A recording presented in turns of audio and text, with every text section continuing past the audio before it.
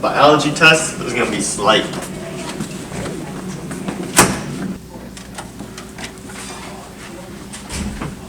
Mr. Borsellino, here's your test. Good luck, sir. Thank you.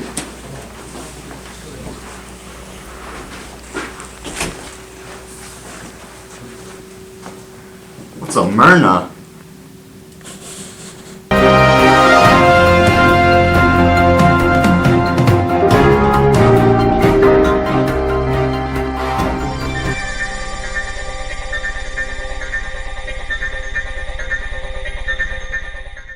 Good evening, ladies and gentlemen, and welcome to tonight's broadcast of NFB News. Breaking news coming in this hour, we have a statewide epidemic of kids forgetting what biology really is. So let's send it over to our news anchor, Ryan Mullins, and he'll give us a better idea of what's really going on. Ryan, take it away. Thank you, Alex. I'm here at Don Bosco Prep, where it seems to be that nobody knows anything about mRNA. So today I'll talk to you about section 10.10. Eukaryotic RNA is processed before leaving the nucleus as RNA. Messenger RNA encodes amino acid sequences. This conveys genetic material from DNA into translation, so a pretty important step. So eukaryotic cells, mRNA must leave the nucleus and enter the cytoplasm, and this happens through the steps of processing. So there's 3 steps. First step is adding 5,7-methyl caps, also known as capping. The second step is adding a poly A tail at the 3' end. The third and final step is RNA splicing.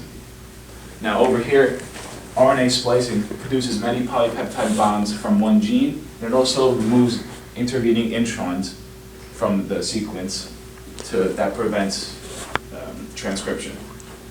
Introns are the genes of plants and animals. Mostly exons are the expressed part of a gene.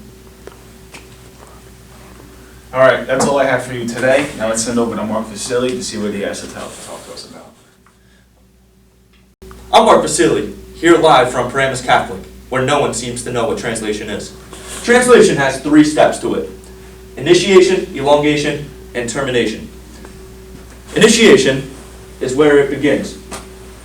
There's the step called the tRNA, where it fits into 2 binding sites of the ribosome. You have the A site and the P site. A site is the acceptor for the first amino acid. P site is the holder for the polypeptide acid group.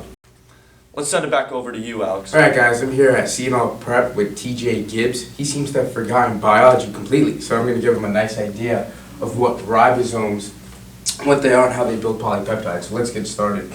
Well, ribosomes, they're the structures in the cytoplasm, and mRNA and tRNA position themselves in a certain way so that they can catalyze the synthesis of polypeptides.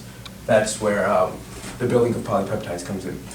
Now let's talk about ribosomal RNA. RNA, right there. That's ribosomes consisting of 2 subunits, each made up of proteins. And eukaryotic ribosomes and prokaryotic ribosomes are very similar in function, but those of eukaryotic ribosomes, they're larger, slightly larger, and different in composition. But if you look at it from a medical perspective, there's a huge difference. For certain antibiotics, drugs are inactive with prokaryotic ribosomes, while eukaryotic ribosomes are left unaffected. Each ribosome is a binding site for mRNA and 2 main binding sites for tRNA. So you can build polypeptides by binding mRNA and tRNA. The subunits of a ribosome act like a vice. So they hold the tRNA and the mRNA molecule close together, allowing the amino acids carried by the tRNA molecules to be connected into a polypeptide chain. And that's how you build polypeptides from ribosomes. Thanks, Alex. I'm here to talk to you guys about elongation. Elongation is the process in which amino acids add on to each other, and it happens in 3 steps. The first is codon recognition, then peptide bond formation, and translocation. In codon recognition, the anticodon of incoming tRNA molecule carrying its amino acid pairs with the mRNA codon in the A site of the ribosome. Next, in peptide bond formation, the polypeptide separates from tRNA in the P site and attaches by a new polypeptide bond to the anticodon carried by the tRNA in the A site. The ribosome catalyzes formation of the peptide bond, adding 2 more amino acids to the growing polypeptide chain. And then finally, in translocation, The P site tRNA now leaves the ribosome, and the ribosome translocates the remaining tRNA in the A site with the growing polypeptide to the P site. The codon and anticodon remain hydrogen bonded, and the mRNA and tRNA move as a unit.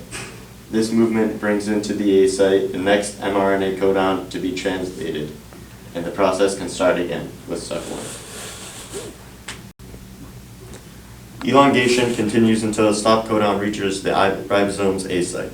Stop codons UAA, UAG, and UGA do not code for amino acids, but instead act as signals to stop translation.